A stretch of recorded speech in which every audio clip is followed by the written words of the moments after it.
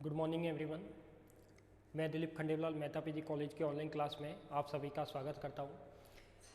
BSc first semester mechanics and oscillation में unit number first अपन पढ़ रहे थे, जिसमें अपन ने chapter number first frame of reference complete कर दिया था।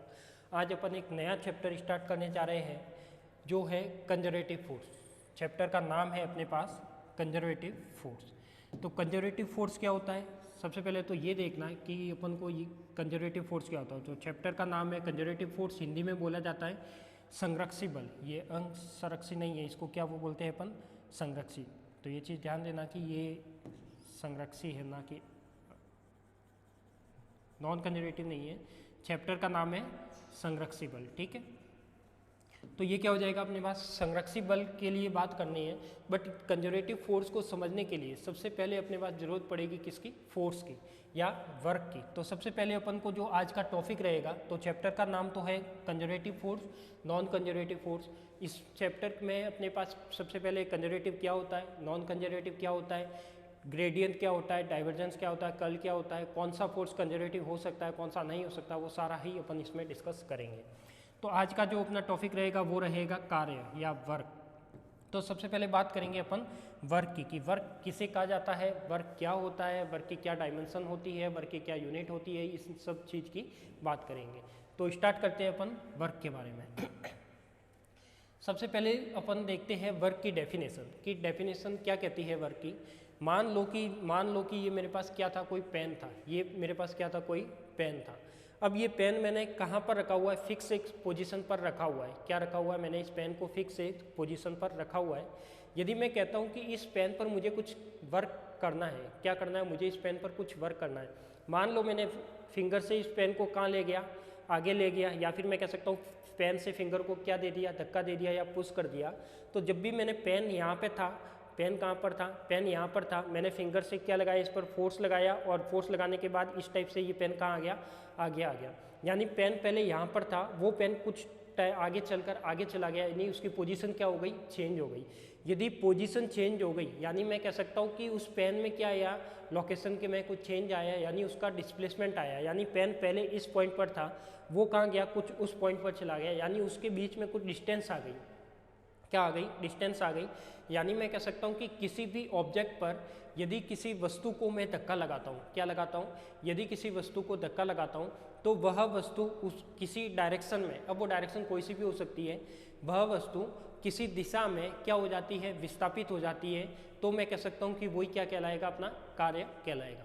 तो आपके सामने डेफिनेशन लिखी हुई है कि यदि किसी कण पर, हिंदी इंग्लिश बोथ लैंग्वेज में लिखी हुई है डेफिनेशन, ये है यदि किसी कण पर बल लगाने से, यदि किसी कण पर, यानी क्या होना है, पार्टिकल हो सकता है, कोई बॉडी हो सकती है, कोई मूविंग पार्टिकल हो सकता है, कोई सा भी हो सकता है। यदि किसी कण पर बल लगाने से, अपन को क्या लगाना है, किसी कण पर बल लगाना है, यदि मैं उसको धक्का भी दे सकता हूँ, खींच भी सकता हूँ, कोई भी सब कुछ कर सकता हूँ, तो बल किसी भी तरीके से लगाया जा सकता है। वो चाहे ग्रेविटेशनल फोर्स हो, रीस्टोरिंग फोर्स हो, स्प्रिंग का बल हो, धक्का देने वाला बल हो, खींचने वाला बल हो, कोई सा भी बल हो सकता है। तो यदि किसी कण पर बल लगाने से कण में क्या होता है, विस्थापन होता है। कण में क्या होता है, विस्थापन, यानी क्या होता है, डिस्प्लेसमेंट होता है। अर्थात बल और विस्थापन कण का अदिश, किसका बल यानी क्या हो जाएगा अपने पास, एक तरीके से फोर्स। क्या हो जाएगा, फोर्स। बल यानी फोर्स, और विस्थापन यानी क्या हो जाएगा अपने पास, एस। मुझे पता है कि विस्थापन क्या होता है, एक वेक्टर क्वांटिटी होती है एस की। तो उन दोनों का अदिश गुणनफल क्या कहलाता है, अदिश गुणनफल कार्य कहलाता है। क्या कहलाता है, अदिश गुणनफल कार्य कहलाता है। तो मैं लिख सकता हूँ कि अदिश गुणनफल का मतलब क्या, तो मेरे पास देखो दो डॉट प्रोडक्ट होते हैं, एक तो होता है क्रॉस, एक होता है डॉट।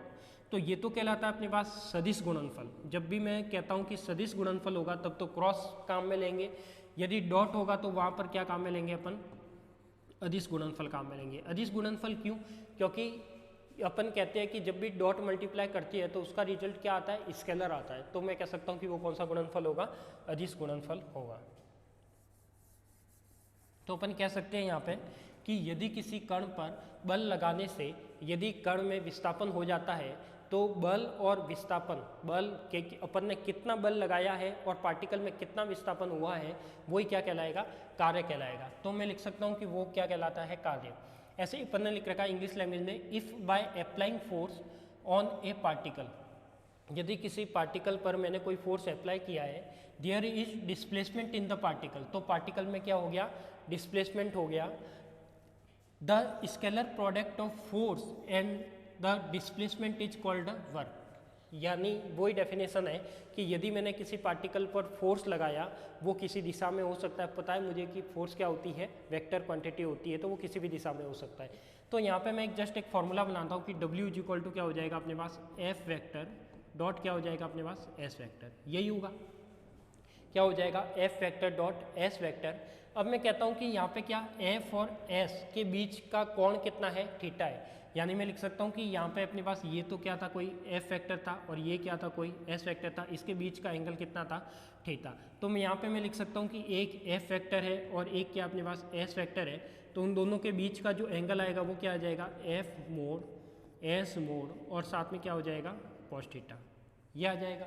तो मैं लिख सकता हूँ कि इस वर्ग को मैं क्या लिख सकता हूँ, इस वर्ग को मैं लिख सकता हूँ FS cos थीटा, क्या लिख सकता हूँ मैं, इस वर्ग को क्या लिख सकता हूँ, FS cos थीटा। तो ये क्या कहलाएगी अपने पास, वर्क डन की मैथमेटिकल टर्म कहलाएगी, क्या कहलाएगी, वर्क डन की या वर्क की क्या कहलाएगी, मैथमेटिकल टर्म। मुझे पता है कि यहाँ पर ये वेक्टर है, ये भी वेक्टर है, यानी अपने पास फोर्स भी वेक्टर होता है, विस्थापन भी वेक्टर होता है, बल भी वेक्टर होता है। तो इन वेक्टर डॉट वेक्टर, यदि वेक्टर का वेक्टर के साथ अदिश गुणनफल या डॉट प्रोडक्ट किया जाए तो हमें क्या मिलता है, स्केलर मिलता है। यानी ये वाला तो आई जे के की टर्म में होगा, ये वाला भी आई जे के की टर्म में होगा, तो उसका डॉट प्रोडक्ट करूंगा तो उसका रिजल्ट क्या मिलेगा, स्केलर मिलेगा। तो मैं यहाँ लिख सकता हूँ कि F और S के बीच में बनने वाला एंगल है वो क्या है, थीटा है। तो मैं लिख सकता हूँ कि यहाँ पे क्या हो जाएगा, W is equal to dot होता है तो cos थीटा आता है, यदि क्रॉस होता है तो क्या आता है अपने पास, साइन थीटा आता है। तो यहाँ पे क्या आ जाएगा अपने पास, W is equal to FS cos theta आ जाएगा। F का मोड हो गया, S का मोड हो गया, cos थीटा हो गया, तो अपने पास फाइनल रिजल्ट क्या बन गया, W is equal to FS cos theta. Clear. तो ये तो क्या थी, एक कार्य की डेफिनेशन थी। अपन सारे एग्जाम्पल की भी बात करेंगे कि कार्य कौन कौन से हो सकते हैं, कैसे हो सकते हैं। तो ये हो गया कि W is equal to FS cos theta क्या कहलाएगा, कार्य कहलाएगा। तो यहाँ पे मैंने लिखा है, मुझे पता है कि ये W होता है वो कैसी होती है, अदिश राशि होती है, स्केलर क्वांटिटी होती है। तो यहाँ पे अपन ने एक पॉइंट लिखा है कि कार्य एक अदिश राशि है। क्या है अपने पास, कार्य एक अदिश राशि है, यानी वर्क कीजिए स्केलर क्वांटिटी। तो यहाँ आपको फॉर्मूले से पता लग रहा है कि जब भी वेक्टर डॉट वेक्टर करता हूँ तो मुझे क्या रिजल्ट मिलता है, स्केलर रिजल्ट मिलता है। यानी कार्य की कोई दिशा नहीं होती, कार्य की कोई दिशा नहीं होती, बल और विस्थापन की क्या होती है, कोई ना कोई दिशा होती है। फिर अपन ने लिखा है कि कार्य को किससे रिप्रेजेंट करते हैं, तो कार्य को किससे रिप्रेजेंट किया जाता है, कार्य को W से रिप्रेजेंट किया जाता है। कार्य को किससे लिखा जाता है, W से, यानी कैपिटल W से लिखा जाता है। तो इसको मैं लिख सकता हूँ कि represent of the work is W। तो W से कार्य को क्या करेंगे, रिप्रेजेंट करेंगे। तो ये चीज़ आपको ध्यान में रखनी है कि किसी भी पार्टिकल पर यदि मैं कोई फोर्स अप्लाई करता हूँ तो उस पार्टिकल में किसी भी डायरेक्शन में वो पार्टिकल डिस्प्लेसमेंट देता है, तो अपने पास फोर्स, यानी जितना फोर्स लगाया और जितना डिस्प्लेसमेंट हुआ उसका स्केलर प्रोडक्ट करता हूँ तो मुझे वर्क प्राप्त होता है। क्लियर। ये तो थी वर्क की डेफिनेशन। इसके बाद अपन देखते हैं कि वर्क की डेफिनेशन के बाद जो इसकी यूनिट होती है वो क्या होती है। तो यहाँ पे देखो लिख रखा है कि कार्य का मात्रक क्या होता है, जूल होता है। कार्य का मात्रक क्या होता है, जूल होता है। तो मुझे पता है कि एक तरीके से जो एनर्जी का मात्रक होता है वही कार्य का मात्रक है, तो इसका जो मात्रक होता है वो क्या होता है, जूल होता है। तो मैं लिख सकता हूँ कि यहाँ पे कार्य का मात्रक ये जूल किसका है, इस या तो मैं मान सकता हूँ किसका, SI का, या फिर मैं किसकी फॉर्म मान सकता हूँ, MKS की। किसकी मान सकता हूँ, MKS की। और इसका यदि CGS की बात करें तो ये क्या हो जाएगा अपने पास, तो मैं कह सकता हूँ कि यहाँ पे जूल और एक होता है अर्ग। क्या होता है, एक तो जूल होता है और एक क्या होता है, अर्ग होता है। तो मैं लिख सकता हूँ कि वो क्या हो जाएगा अपने पास, अर्ग हो जाएगा। तो अपन को तो केवल एक चीज़ याद रखनी है कि इसका मात्रक जो भी होगा SI सिस्टम में या MKS सिस्टम में वो क्या होगा, जूल होगा, या फिर क्या होगा अपने पास, अर्ग होगा। क्लियर। तो यहाँ पे मैंने लिख दिया कि यूनिट ऑफ वर्क इज क्या होगी, जूल होगी। यानी कार्य का जो भी मात्रक होगा वो किस में होगा, जूल में होगा, जो एक एनर्जी का मात्रक भी कहलाता है।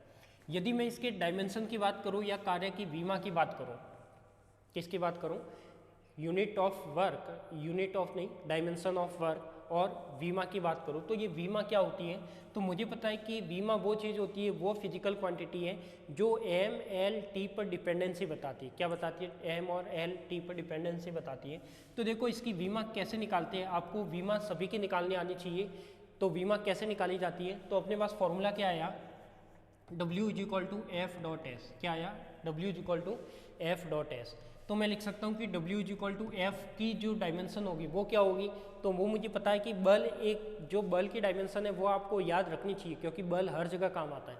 तो जो बल की डायमेंशन होती है वो क्या होती है, M1 L1 T-2। क्या होती है अपने पास? M1 L1 T-2। ये तो किसकी हो जाएगी? बल की हो जाएगी। एस क्या है? डिस्प्लेसमेंट है, और डिस्प्लेसमेंट किस में आएगा? मीटर में आएगा, या किस में आएगा? लेंथ में आएगा। तो वो क्या हो जाएगा? L1, यानी कार्य की बीमा हो जाएगी अपने पास M1 L2 T-2। ये क्या हो जाएगी अपने पास? कार्य की बीमा हो जाएगी। तो मैं लिख सकता हूँ कि ये वाली क्या है अपने पास? डायमेंशन ऑफ वर्क, यानी कार्य की क्या है? बीमा है। यदि मुझे ये बल की बीमा निकालनी है तो कैसे निकालें, तो मुझे पता है कि बल इज इक्वल टू क्या होता है, एफ इज इक्वल टू क्या होता है अपने पास? एम ए होता है। फॉर्मूला क्या होता है? F is equal to M A. M के लिए क्या आ जाएगा अपने पास? M1 L0 और T0 हो जाएगा, ये हो जाएगा। एक्सीलरेशन क्या होता है? वेलोसिटी अपॉन में टाइम। क्या होता है? वेलोसिटी अपॉन में टाइम। तो मुझे पता है कि वेलोसिटी की यूनिट क्या होती है, तो वेलोसिटी इज इक्वल टू होता है डिस्टेंस अपॉन में टाइम, ये होता है। वेलोसिटी इज इक्वल टू क्या होता है? डिस्टेंस अपॉन में टाइम। तो ये क्या हो जाएगा? L अपॉन में T, और अपॉन में क्या आ जाएगा? टाइम। ये एक्सीलरेशन की टर्म है, यानी V/T। V की जगह क्या लिख दिया? L/T और T। तो यहाँ पे क्या हो जाएगा अपने पास? M1 L0 T0। ये तो किसकी थी? मास की थी। यहाँ पे ये क्या बन गई? L/T-2, ये बन गया। तो ये वाला क्या हो गया? देखो M1 L0 और 1 कितना? L1, और T0 और कितना? T-2। क्या हो गया अपने पास? M1 L1 T-2। तो ये क्या हो जाएगी? ये तो एक तरीके से यदि फोर्स की याद नहीं है डायमेंशन तो आप इस तरीके से निकाल सकते हो, और यदि याद है तो आप वर्क की डायरेक्ट निकाल सकते हो। तो ये क्या हो जाएगा? W इक्वल टू पहले F की डायमेंशन रखी, फिर डिस्प्लेसमेंट के लिए S की रखी, और दोनों को मैंने सॉल्व कर लिया। तो मुझे पता है कि 1 और 1 कितना हो जाएगा? L2 हो जाएगा। तो इसकी जो भी डायमेंशन आएगी वो क्या आएगी? आपको डायमेंशन में क्या लिखना है? ये वाली टर्म लिखनी है, W equal to M1 L2 T-2। Clear? अब अपन बात करते हैं कि कार्य कैसे कैसे टर्म में हो सकते हैं। तो जनरली मुझे पता है कि कार्य एक स्केलर क्वांटिटी होती है, अदिश राशि होती है। यदि वो अदिश राशि है तो इसका मतलब उसका केवल और केवल क्या होगा? मैग्नीट्यूड होगा, डायरेक्शन नहीं होगी। तो अपन बात करते हैं कि यहाँ पे जो भी कार्य होगा वो क्या होगा अपने पास। तो यहाँ पे मैंने लिखा है, देखो जो कार्य है वो 3 तरह से पाया जाता है, या कार्य 3 तरीके से होता है। एक तो होता है धनात्मक, यानी W इक्वल टू क्या हो सकता है अपने पास? पॉजिटिव भी हो सकता है। एक होता है ऋणात्मक, यानी कार्य का मान कितना होता है? नेगेटिव में भी हो सकता है। तो W इक्वल टू क्या हो जाएगा अपने पास? ऋणात्मक। एक हो सकता है W इक्वल टू क्या? 0, यानी W इक्वल टू क्या हो सकता है? शून्य भी हो सकता है। तो तीनों ही कंडीशन मेरे लिए पॉसिबल है। क्यों? कार्य धनात्मक भी हो सकता है, कार्य ऋणात्मक भी हो सकता है, कार्य शून्य भी हो सकता है। तो ऋणात्मक लेंगे और शून्य लेंगे तो चेंज कैसे आएगा? मुझे कैसे पता लगेगा कि कार्य पॉजिटिव है, नेगेटिव है या 0 है? तो वो पता लगाने के लिए मुझे कुछ केस पढ़ने पड़ेंगे। क्या पढ़ने पड़ेंगे? केस पढ़ने पड़ेंगे। और वो केस कहाँ से निकलेंगे? तो वो भी अपन ने जो फॉर्मूला लगाया W equal to FS cos theta, वहाँ से वो केस निकलेंगे। थीटा की अलग अलग वैल्यू रखेंगे तो अपने पास क्या आएगा? पॉजिटिव नेगेटिव आएगा। तो देखो यहाँ पे आपको सामने एक डायग्राम है, इस डायग्राम में दिख रहा होगा कि अपने पास जो वर्क है एक 0 वर्क का है, एक पॉजिटिव वर्क का है, एक नेगेटिव वर्क का है। क्या है अपने पास? 0, पॉजिटिव और नेगेटिव। और यहाँ पे मैंने लिखा है कि जो नेचर ऑफ वर्क है वो कितने टाइप्स के हैं? 3 टाइप्स के हैं। पॉजिटिव वर्क होता है, नेगेटिव वर्क होता है और 0 वर्क भी होता है। तो पॉजिटिव नेगेटिव कैसे होगा वो देखो। यदि मैं कहता हूँ कि F और S, यदि मैं कहता हूँ F और S, तो देखो यहाँ पे क्या अपने पास F और S। यदि मैं ये बॉक्स था, इस बॉक्स पर इस टाइप से मैं क्या दे रहा हूँ? इसको धक्का दे रहा हूँ। यदि इस टाइप से धक्का दे रहा हूँ तो मेरा फोर्स की डायरेक्शन भी किधर है? इधर की ओर है। फोर्स की डायरेक्शन भी किधर है? उधर की ओर है। और जो डिस्प्लेसमेंट है वो भी किधर है? वो भी इधर की ओर है। यानी इसमें एंगल कितना बनेगा दोनों के बीच में? Theta is equal to 0 degree. और मुझे पता है कि W is equal to FS cos 0 कितना होता है? 1 होता है। तो क्या आ जाएगा? W is equal to FS आ जाएगा। और W is equal to FS आ जाएगा यानी वो क्या होगा? धनात्मक होगा। तो मैं लिख सकता हूँ कि वहाँ पर कार्य कौन सा आएगा? पॉजिटिव आएगा। कौन सा आएगा? पॉजिटिव। ऐसे यदि मैं 0 की बात करूं तो थीटा इज इक्वल टू, देखो ये फोर्स इधर लग रहा है और S इधर है, तो इसके बीच में एंगल कितना 90 डिग्री। और यदि एंगल 90 डिग्री है तो मुझे पता है कि cos 90 कितना होता है, cos 90 कितना होता है अपने पास 0 होता है। कितना होता है? cos 90 0 होता है। ऐसे यदि नेगेटिव की बात करोगे तो f इज इक्वल टू कितना हो जाएगा 180, यानी s इधर है और f इधर है तो वो 180 बताएगा और वो क्या बताएगा w is equal to minus का fs बताएगा। तो इन तीनों वर्क को अपन एक एक पॉइंट करके अच्छे से पढ़ते हैं, ठीक है। तो सबसे पहले बात करते हैं धनात्मक कार्य की। सबसे पहले किसकी बात करते हैं अपन? पॉजिटिव वर्क की।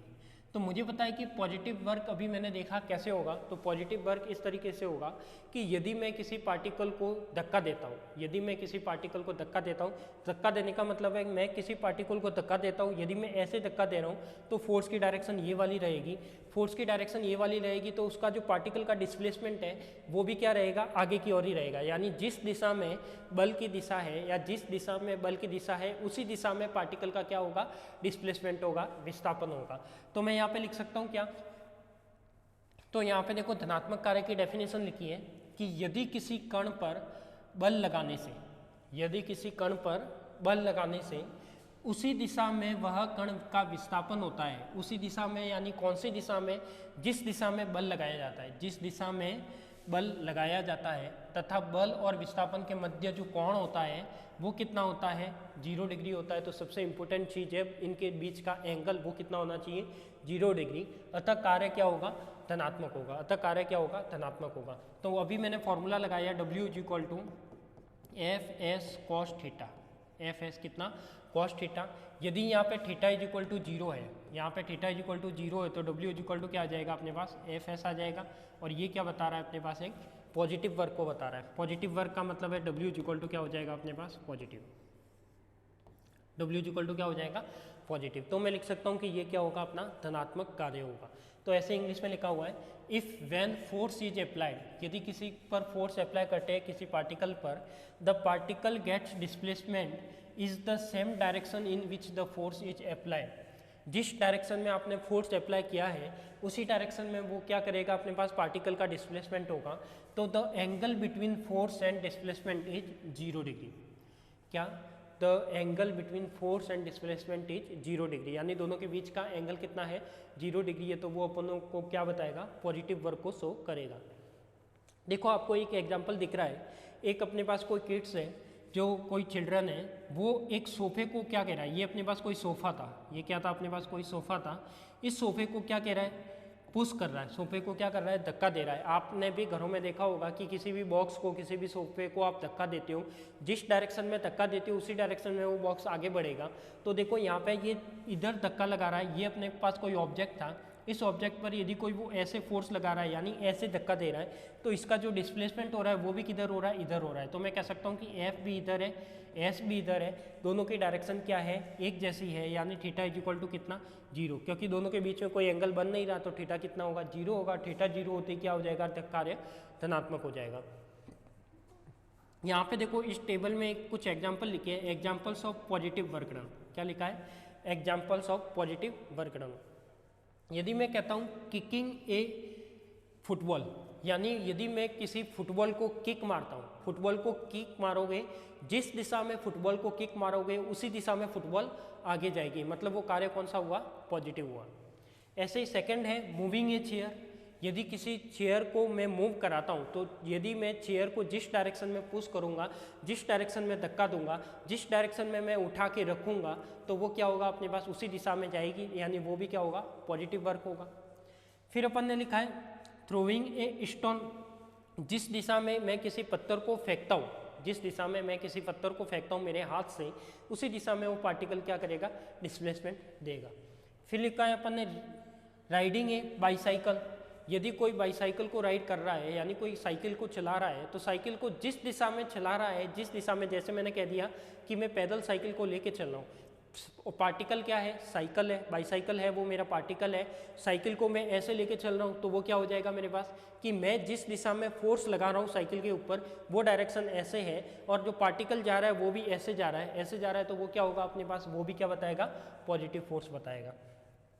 फिर अपने पास है doctors moving A patent in a wheel chair, यदि कोई व्हील चेयर होती है, डॉक्टरों वाली जो व्हील चेयर होती है वो आपको पता है धक्का देने वाली होती है कि कोई पेशेंट होता है उसको मैंने व्हील चेयर पर बैठा दिया और वो चल नहीं सकता है, तो ऐसे जो ऑर्थोपेडिक वाले केस आते हैं वो सारे व्हील चेयर में ही जाते हैं। उस व्हील चेयर को अपन जिस डायरेक्शन में धक्का देते हैं उसी डायरेक्शन में वो व्हील चेयर आगे बढ़ती है, तो वो भी क्या होगा, पॉजिटिव वर्क होगा। फिर लिखा स्ट्राइकिंग ए पेन इनटू अनदर पेन, यदि एक पेन से दूसरे पेन को मैं स्ट्राइक करता हूं तो एक पेन दूसरे पेन पर क्या करेगी, उसकी पोजीशन को चेंज करेगा या उसका क्या होगा, डिस्प्लेसमेंट होगा।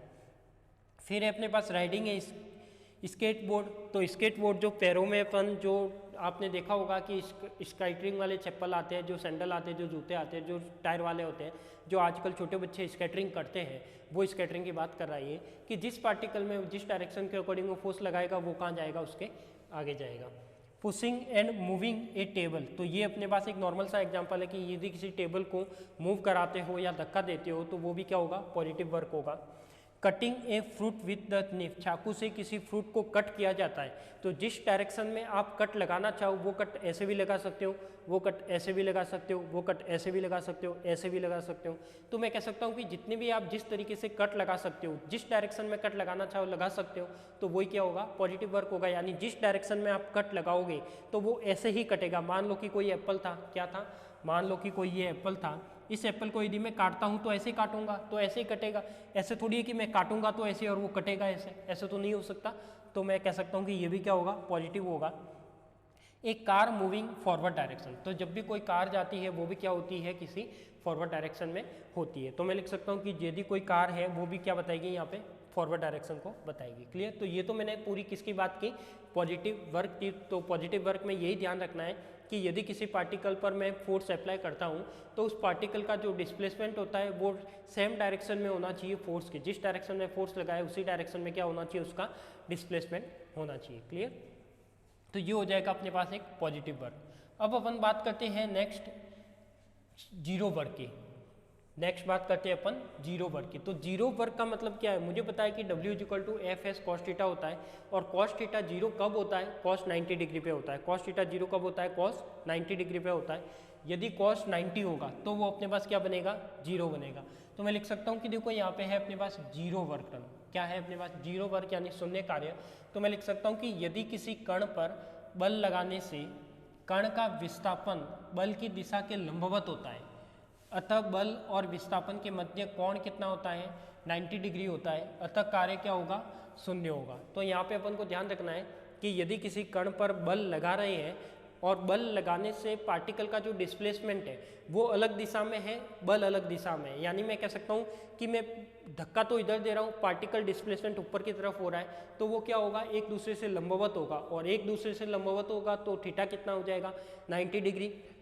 यदि थीटा 90 डिग्री होता है तो मैं लिख सकता हूँ कि थीटा 90 डिग्री है, तो यहाँ पे मैं कह सकता हूँ कि यदि थीटा 90 होने पर अपने पास कह सकते हैं कि अपना कार्य क्या होगा, जीरो होगा। क्योंकि अपने पास क्या होता है, cos 90 और cos 90 की वैल्यू कितनी होती है, जीरो होती है। तो इसका फॉर्मूला यहाँ पे वो लिखा हुआ है, if by applying the force on a particle the displacement of the particle is perpendicular to the direction of the force, यानी perpendicular to the direction of the force, hence the angle between force and displacement is will be 90 degree. तो मुझे पता है कि W formula था W = F/s cos 90 और मुझे पता है कि cos 90 कितना आता है, आपका जीरो आता है। कितना आता है, cos 90 जीरो आता है। तो वर्क डन कितना हो जाएगा, जीरो। देखो यहाँ पे आपके एग्जाम्पल दिख रहा होगा कि ये कोई मान लो कि कोई दीवार है या कोई पोल है। क्या है अपने पास, कोई पोल है जो बहुत काफ़ी पुराना है और काफ़ी टाइम से लगा रखा है, जो बिल्कुल हिलता भी नहीं है। कोई पोल है जो बिल्कुल हिलता नहीं है, काफ़ी टाइम पुराना है और लगा रखा है। अब ये देखो, ये वाला जो इंसान आया, एक्साइटेड होके आया, एनर्जी लेके आया, खा पी के आया कि मैं तो अभी इस पोल को गिराऊंगा। अब ये क्या कर रहा है, इस पोल को धक्का दे रहा है। क्या कर रहा है, इस पोल को धक्का दे रहा है। तो जब भी ये पोल को धक्का दे रहा है तो पोल में कुछ भी चेंज नहीं आ रहा, पोल में कुछ भी चेंज नहीं आ रहा, मतलब पोल बिल्कुल वाइब्रेट भी नहीं कर रहा, बिल्कुल हिल भी नहीं रहा। तो ये फोर्स तो बहुत लगा रहा है, इसमें जितनी एनर्जी है उतनी पूरी ही एनर्जी इसने इस पोल पे लगा दी, बट कुछ फ़ायदा नहीं हुआ। क्यों, क्योंकि पोल काफ़ी पुराना था, उसकी जड़ें, उसकी नींव इतनी मजबूत थी कि पोल हिला तक नहीं। तो मैं लिख सकता हूँ कि यहाँ पे अपना कुछ वर्क डन हुआ क्या, नहीं हुआ। क्यों नहीं हुआ, क्यों, क्योंकि उसका डिस्प्लेसमेंट कितना आया, जीरो। और मुझे पता है कि जो वर्क है वो किस पर डिपेंड करता है, फोर्स पर इंटू डिस्प्लेसमेंट पर। यदि यहाँ पे S 0 हो गया, यदि यहाँ पे डिस्प्लेसमेंट में क्या हो गया, S 0 हो गया, यदि ये S 0 है तो मैं कह सकता हूँ कि अपना वर्क भी क्या हो जाएगा, 0 हो जाएगा। क्या हो जाएगा, वर्क भी कितना हो जाएगा, 0। तो यहाँ पे मैंने लिखा है कि 0 वर्क डन यदि किसी पोल पर यदि कोई इंसान फोर्स पूरी एनर्जी के साथ लगा रहा है, इसमें कुछ भी डिस्प्लेसमेंट नहीं हो रहा, तो वो क्या होगा, 0 वर्क को शो करेगा। ऐसे अपने पास एक एग्जांपल ये बता रखा है कि यदि कोई मैन पर्सन है जो क्या कह रहा है, किसी वॉल है, क्या है अपने पास, ये वाली जो है वो क्या है अपने पास, एक वॉल है, ये कोई वॉल है, इस वॉल को ये धक्का दे रहा है। अब आप भी घरों में किसी दीवार को धक्का देके देख लो, क्या दीवार खिसकती है, क्या दीवार में डिस्प्लेसमेंट आता है, क्या नहीं आता ना। यदि डिस्प्लेसमेंट नहीं आता तो मैं लिख सकता हूँ कि अपना वर्क डन कितना, 0। तो मैं लिख सकता हूँ कि यहाँ पे वॉल को मैं धक्का तो लगा रहा हूँ, वॉल को आप कितना भी धक्का लगा लो बट वॉल आपसे नहीं खिसक रही, यानी वॉल का डिस्प्लेसमेंट कितना है, 0। तो ये भी वर्क कितना देगा अपने पास, 0। तो ये धक्का तो लगा रहा है, धक्का तो लगा रहा है, यानी पुश तो कर रहा है किसको, दीवार को, वॉल को, बट चेंजेस कुछ नहीं आ रहा, चेंज कुछ नहीं आ रहा, इसका मतलब वर्क कुछ भी नहीं हो रहा। ऐसे ही मैं लिख सकता हूँ कि यहाँ पे देखो, यहाँ पे एक मैन पर्सन है जिसके हाथ में एक बड़ा सा CPU है, CPU यानी जो कंप्यूटर का पार्ट आता है, CPU या कोई बड़ा बॉक्स मान लो वो है। उस बॉक्स को मैं इस तरीके से लेकर आगे की तरफ चलता हूँ, क्या करता हूँ, इस बॉक्स को मैं लेकर आगे की तरफ चलता हूँ, यानी मेरा बॉक्स जो लेके चलने की दिशा है, क्या है मेरे पास, लेके चलने की दिशा है। तो देखो यदि मैं बॉक्स यहाँ से इस तरीके से यदि किसी बॉक्स को मैं आगे लेके चलूँगा तो ये जो बॉक्स है, बॉक्स में कुछ फोर्स लगेगा, फोर्स कहाँ लगेगा, नीचे लगेगा। एक तरीके से नीचे का जो फोर्स होता है, ग्रेविटेशनल फोर्स होता है जो बॉक्स के ऊपर वर्क करता है, F = mg। तो यहाँ से देखो ये जो फोर्स लगेगा वो कितना लगेगा, F = mg लगेगा। और मुझे पता है कि फोर्स तो नीचे की तरफ लग रहा है, फोर्स कहाँ लग रहा है, बॉक्स के नीचे की तरफ लग रहा है। डिस्प्लेसमेंट कहाँ हो रहा है, इस दिशा में हो रहा है, डिस्प्लेसमेंट कहाँ हो रहा है, इस दिशा में हो रहा है। दोनों के बीच का एंगल कितना, 90 डिग्री। तो मुझे पता है कि फोर्स तो नीचे लग रहा था, डिस्प्लेसमेंट इधर हो रहा था, तो मैं कह सकता हूँ इसका भी वर्क क्या आएगा, 0, क्योंकि cos 90 होगा और cos 90 क्या बताएगा, 0 बताएगा।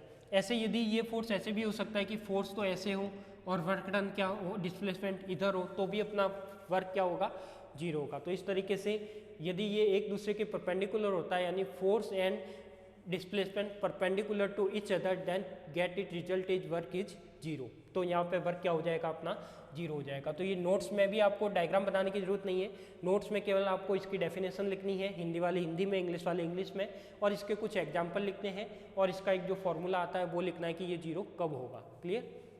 तो ये तो हो गया अपने पास 0 वर्क डन। फिर मैं बात करता हूँ नेगेटिव वर्क की, फिर मैं किसकी बात करता हूँ, नेगेटिव वर्क की। तो अब अपन बात करते हैं नेगेटिव वर्क डन क्या होता है, ऋणात्मक कार्य क्या होता है। तो यहाँ पे देखो अपने पास यदि कह रहे हैं कि यदि किसी, पहले अपन ने 0 डिग्री वाला देख लिया, 90 डिग्री वाला देख लिया, अब अपन को देखना है 180 डिग्री वाला कि F यदि किसी वस्तु पर मैं बल लगाता हूँ और बल लगाने से जिस दिशा में बल लगाया है उसकी ऑपोजिट डायरेक्शन में वो वस्तु डिस्प्लेसमेंट शो करती है, यानी उसकी विपरीत दिशा में वो वस्तु क्या होती है, खिसक जाती है, तो वो क्या होगा, उसका डिस्प्लेसमेंट क्या होगा, फोर्स के ऑपोजिट होगा और उसकी डायरेक्शन क्या हो जाएगी, थीटा = 180 डिग्री। क्योंकि फोर्स ऐसे लग रहा है तो डिस्प्लेसमेंट ऐसे है, फोर्स ऐसे लग रहा है तो डिस्प्लेसमेंट ऐसे है, यानी दोनों एक दूसरे के क्या है, ऑपोजिट है। और यदि दोनों एक दूसरे के ऑपोजिट है तो मैं लिख सकता हूँ कि उसका कार्य क्या होगा, ऋणात्मक होगा। तो यहाँ पे लिखा है यदि किसी कण पर बल लगाने से कण का विस्थापन बल की दिशा के विपरीत होता है। तो देखो यहाँ पे क्या लिखा है कि यदि किसी कण पर बल लगाने से कण का विस्थापन बल की दिशा के विपरीत होता है, अतः बल और विस्थापन के मध्य का जो कोण है वो कितना बनता है, 180 डिग्री बनता है। कितना बनता है, 180 डिग्री। तो मुझे पता है कि उसका कार्य क्या आएगा, ऋणात्मक आएगा। तो सभी को पता है, फॉर्मूला पता है कि W = Fs, कॉस कितना आएगा, 180 आएगा। और मुझे पता है कि कॉस 180 कितना होता है, -1 होता है। तो W = क्या हो जाएगा, माइनस का Fs आएगा, यह आएगा। यानी मैं लिख सकता हूँ कि ये कार्य कैसा होगा, ऋणात्मक होगा। क्लियर। ऐसे इंग्लिश में लिखा हुआ है अपने पास कि if by applying a force on a particle, यदि किसी पार्टिकल पर मैंने फोर्स अप्लाई कर दिया, the displacement of the particle is opposite to the direction of the force. यानी क्या कह रहा है ये, opposite to the direction of the force, यानी फोर्स की ऑपोजिट डायरेक्शन में पार्टिकल का डिस्प्लेसमेंट होगा। Hence the between force and displacement is 180 degree. यदि 180 डिग्री एंगल बनता है तो वो वर्क क्या बताएगा, यहाँ पे नेगेटिव वर्क को शो करेगा। तो वो वर्क क्या होगा, नेगेटिव वर्क को शो करेगा। तो अब इसका एग्जाम्पल देखते हैं कि ये एग्जाम्पल क्या कहता है। एग्जाम्पल में देखो एक सुंदर सा ब्लैक सा डायग्राम आपको दिखाई दे रहा है, जो शायद आपने कभी ट्राई किया नहीं होगा और आपको कभी ट्राई करना भी नहीं है। ये केवल आप जानते हो, आपको अच्छे से पता है कि ये चीज़ होती है। अब देखो इसमें है क्या, एक ट्रेन कौन सी, वंदे भारत ट्रेन मान लो, बुलेट ट्रेन मान लो, नॉर्मल ट्रेन मान लो, पैसेंजर ट्रेन मान लो, कोई सी भी ट्रेन मान लो, आपके लिए तो कोई सी भी ट्रेन चल जाएगी।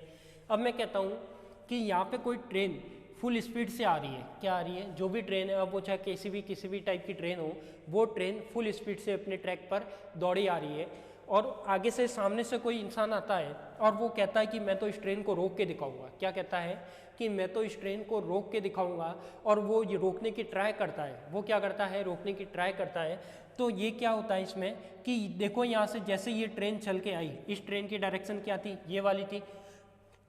ट्रेन जैसे ही चलकर आई, जो अपने पास पर्सन था वो इसके ऑपोजिट आया, और इस टाइप से जैसे ट्रेन सामने से आ रही है और मैं इस ट्रेन को इस तरीके से रोकने की ट्राई कर रहा हूँ। क्या कर रहा हूँ, ट्रेन सामने से आ रही है और मैं उस ट्रेन को रोकने की दोनों हाथों से जितनी भी एनर्जी थी मैंने पूरी एनर्जी लगा ली, बट ट्रेन नहीं रुकी। ट्रेन नहीं रुकी। क्यों नहीं रुकी, क्योंकि ट्रेन की स्पीड, उसका मास इतना हैवी था कि वो आपको भी उसने क्या कर दिया, धक्का दे दिया। आपको भी उसने क्या कर दिया, धक्का दे दिया। तो अपन कहते हैं कि जैसे मैं ट्रेन को ये इसने रोकने की ट्राई कर रहा है, तो देखो ये फोर्स किधर लगा रहा है, इसमें जो फोर्स की डायरेक्शन है वो किधर हो रही है, अपने पास इधर हो रही है, यानी मैं फोर्स इधर लगा रहा हूँ। यानी मैं कह सकता हूँ कि इसको कैसे देखें, ट्रेन इधर से आ रही थी, मैं ऐसे इसको फोर्स लगा रहा हूँ, यानी फोर्स की डायरेक्शन कौन सी, फोर्स की डायरेक्शन तो ये वाली हो जाएगी। मैं कहता हूँ कि फोर्स की डायरेक्शन ये वाली हो जाएगी, तो डिस्प्लेसमेंट किधर, ऑब्जेक्ट क्या है, ट्रेन है, ऑब्जेक्ट क्या है, ट्रेन है, और ट्रेन का डिस्प्लेसमेंट किधर हो रहा है, ट्रेन का डिस्प्लेसमेंट किधर हो रहा है, अपने इस साइड में हो रहा है। और यदि मैं कहता हूँ कि ट्रेन का डिस्प्लेसमेंट इधर हो रहा है, फोर्स इधर लग रहा है, दोनों की डायरेक्शन क्या है, ऑपोजिट है, दोनों की डायरेक्शन क्या है, ऑपोजिट है, यानी थीटा इज इक्वल टू कितना, 180, थीटा इज इक्वल टू कितना, 180।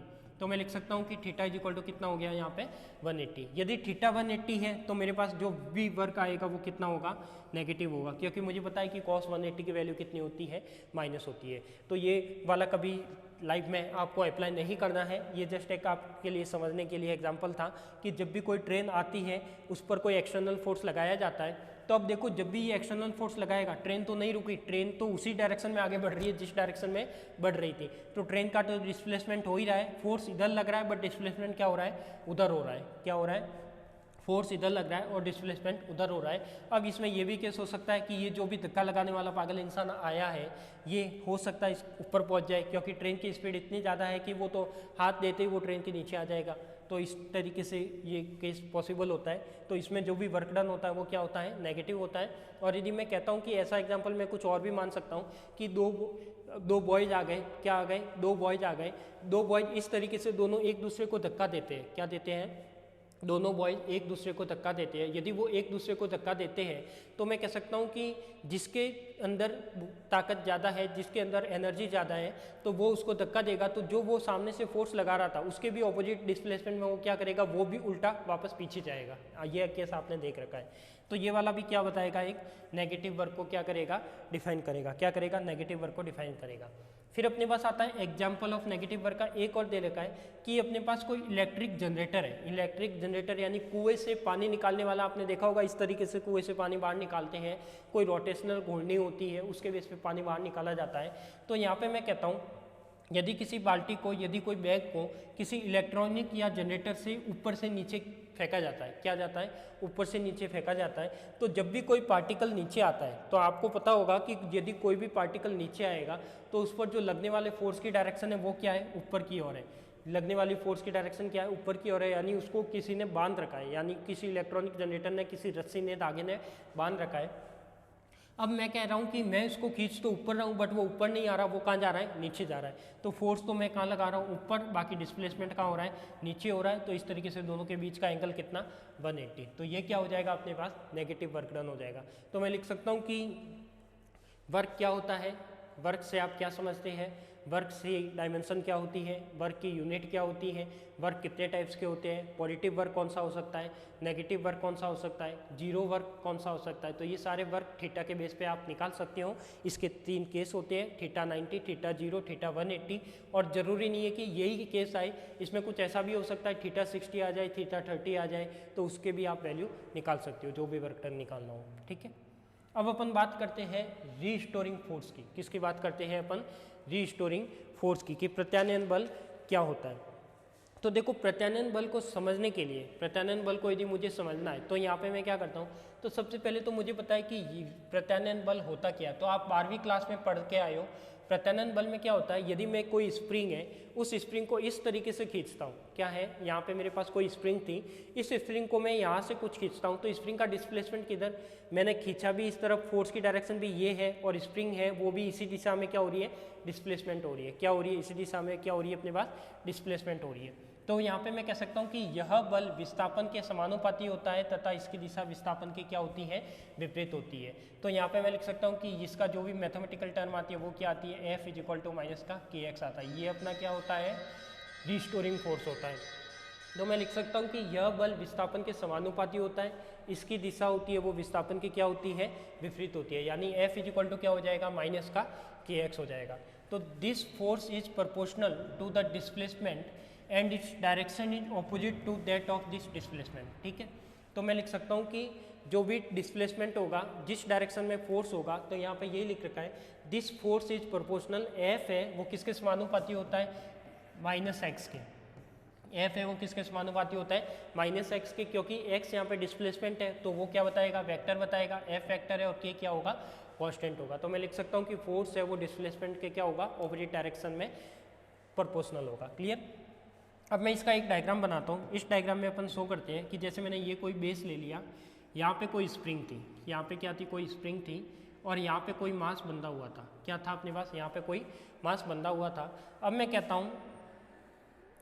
हूँ कि इस स्प्रिंग को ऊपर मैंने कोई फोर्स लगा लिया। क्या लगा लिया, इस स्प्रिंग पर मैंने क्या लगा लिया, कोई फोर्स लगा लिया। तो कौन सा फोर्स लगाया है, एक तरीके से मैं कह सकता हूँ ये तो रीस्टोरिंग फोर्स है। ये तो क्या है, रीस्टोरिंग फोर्स। अब देखो रीस्टोरिंग फोर्स में होता क्या है, जैसे मैंने इस फोर्स किसी बल की सहायता से इस द्रव्यमान को खींचा, यदि मैंने इसको बल किसी फोर्स से इसको खींचा है, खींचने के बाद ये क्या करेगा, कुछ टाइम वाइब्रेट करेगा, वाइब्रेट करने के बाद रीस्टोरिंग फोर्स से वो क्या करेगा, उसको पुरानी कंडीशन में लाने की ट्राई करेगा। आपने किसी स्प्रिंग को खींचा होगा, किसी रबड़ को खींचा होगा, किसी टायर के ट्यूब को खींचा होगा, तो जब भी कोई ऐसी चीज़ें खींची जाती है तो उसमें क्या होता है, वो अपने जब खींचने के बाद छोड़ते हैं तो वो अपनी पुरानी कंडीशन में वापस चला जाता है। यानी उसकी पुरानी कंडीशन में ले जाएगा कौन, उसको वापस पुरानी कंडीशन में ले जाएगा कौन, तो ले जाने वाला जो फोर्स है वो क्या है, रीस्टोरिंग फोर्स है। मैंने इस पार्टिकल पर फोर्स लगाया तो मुझे पता है कि फोर्स का जो डायरेक्शन होगी रीस्टोरिंग फोर्स की, वो किधर होगी, इसकी तरफ होगी। यानी मैंने इसको इस तरीके से खींचा है, मैंने क्या किया, इसको इस तरीके से खींचा है, इस तरीके से खींचा, यहाँ से खींचा, तो यहाँ पे जो रिस्टोरिंग फोर्स लगेगा वो इसके ऑपोजिट लगेगा। क्या लगेगा, वो इसके ऑपोजिट लगेगा। तो मैं लिख सकता हूँ कि यहाँ पे ये कोई स्प्रिंग थी, इस पर मैंने रिस्टोरिंग फोर्स वर्कआउट करवाया तो ये होगा। ठीक है, अब देखो इसको मैं कहता हूँ कि यहाँ पे ये स्प्रिंग में कुछ डिस्प्लेसमेंट आया, स्प्रिंग में क्या आया, कुछ डिस्प्लेसमेंट आया, और कितना डिस्प्लेसमेंट आया, तो मैं कह सकता हूँ ये इसकी इनिशियल पोजीशन थी, तो यहाँ पे डिस्प्लेसमेंट कितना आया, x आया। कितना डिस्प्लेसमेंट आया अपने पास, x आया। तो ये हो जाएगा अपने पास क्या, कि अपने पास कोई स्प्रिंग है, इस स्प्रिंग पर मास लगा रखा है, मास लगाने के बाद अपन ने क्या किया कि इस पर कोई फोर्स लगाया, फोर्स लगाने पर बाद डिस्प्लेसमेंट कितना आया अपने पास, x आया। तो यहाँ से अपन को क्या निकालनी है, इसका वर्क निकालना है। तो मुझे पता है कि जो रीस्टोरिंग फोर्स होता है वो क्या होता है अपने पास, F(r) प्रोपोर्शनल क्या होगा अपने पास, माइनस का x होगा। क्या होगा, F(r) = माइनस का x। तो इसको मैं लिख सकता हूँ F(r) = क्या हो जाएगा, माइनस का kx हो जाएगा। तो F(r) = क्या हो जाएगा, माइनस का kx। यदि मुझे इसका वर्क निकालना है तो मुझे पता है कि वर्क क्या होता है, F.x होता है। बट यहाँ पे मैंने कह दिया कि ये जो स्प्रिंग थी वो क्या हो रही है, 0 से x तक क्या हो रही है, डिस्प्लेसमेंट हो रही है। ये इसकी 0 पोजीशन थी, इसको मैंने खींचा तो उसमें क्या हो गया, x पोजीशन हो गई। यानी 0 से x, और यहाँ पे क्या आ जाएगा, माइनस का kx और dx। यानी आपने एक फॉर्मूला पढ़ा होगा, dw = F.ds, ये भी पढ़ा होगा। यानी किसी एलिमेंट के लिए मैं लिखता हूँ कि वर्क में चेंज फोर्स डॉट डिस्प्लेसमेंट में चेंज। तो डिस्प्लेसमेंट में चेंज कितना आ रहा है 0 से x, तो इसका यदि मैं इंटीग्रेट करता हूँ, ये क्या इंटीग्रेट का सिंबल है, तो w इज इक्वल टू क्या हो जाएगा माइनस का k बार आ जाएगा, ये हो जाएगा 0 से x और ये क्या हो जाएगा x dx। तो ये वाली वैल्यू हो जाएगी अपने पास w इज इक्वल टू, यहाँ पे टर्म हो जाएगी माइनस का k और क्या हो जाएगा एक्स स्क्वायर अपॉन में 2 और इसकी लिमिट क्या लगेगी 0 से x। तो w इज इक्वल टू क्या हो जाएगा माइनस का k एक्स स्क्वायर अपॉन में 2। तो जब भी कोई रीस्टोरिंग फोर्स वर्कआउट करता है, क्या करता है रीस्टोरिंग फोर्स वर्कआउट करता है, तो उसके लिए जो किया गया कार्य है वो कितना होगा अपने पास w is equal to minus का के एक्स स्क्वायर बाय 2 होगा। वो कितना होगा अपने पास -1/2 के एक्स स्क्वायर। तो ये चीज़ हमें आपको हमेशा याद भी रखनी है, ध्यान में भी रखनी है कि यदि कोई रीस्टोरिंग फोर्स के लिए यदि वर्कआउट निकलवा जाया जाए या कि उसका कार्य निकालना हो तो कितना आता है -1/2 के एक्स स्क्वायर आता है। क्लियर। तो ये तो अपन ने पढ़ा आज वर्क के बारे में कि वर्क क्या होता है, वर्क से आप क्या समझते हैं, वर्क में पॉजिटिव नेगेटिव और जीरो टर्म कौन कौन सी आती हैं, कैसे उसके एग्जाम्पल हो सकते हैं, और उसमें प्रत्यानयन बल का वर्क आता है वो कितना आता है, और प्रत्यानयन बल से आप क्या समझते हैं, प्रत्यानयन या रीस्टोरिंग फोर्स से आप क्या समझते हैं और उसका वर्गीकरण कैसे निकाल सकते हैं। ठीक है, आज के लिए तो इतना ही, मिलते हैं अपन नेक्स्ट क्लास में। आप सभी को थैंक यू।